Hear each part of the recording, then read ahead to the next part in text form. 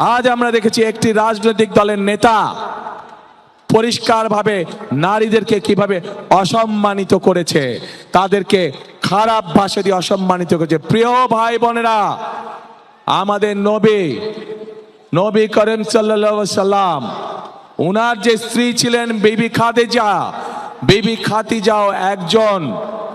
বিবি খাদিজাও ছিলেন একজন কর্মমুখী মহিলা।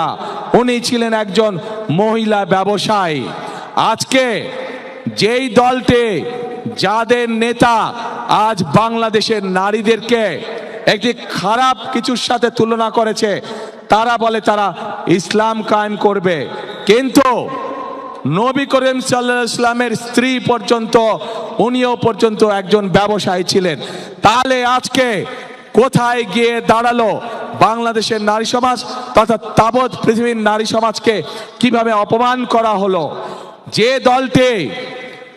দলটি নির্বাচনের আগে দেশের অর্ধেক জনগোষ্ঠীকে ঘরের মধ্যে বন্দি করতে চায়, যে দলটি নির্বাচনের আগে দেশের অর্ধেক জনগোষ্ঠীকে অসম্মানজনকভাবে কথা বলে, তাহলে আপনাদের কাছে আমার প্রশ্ন, আজকে নির্বাচনে যদি তারা কোনোভাবে সুযোগ পায়, নির্বাচন পরবর্তী সময়, তাহলে তাদের আচরণ কি হতে পারে?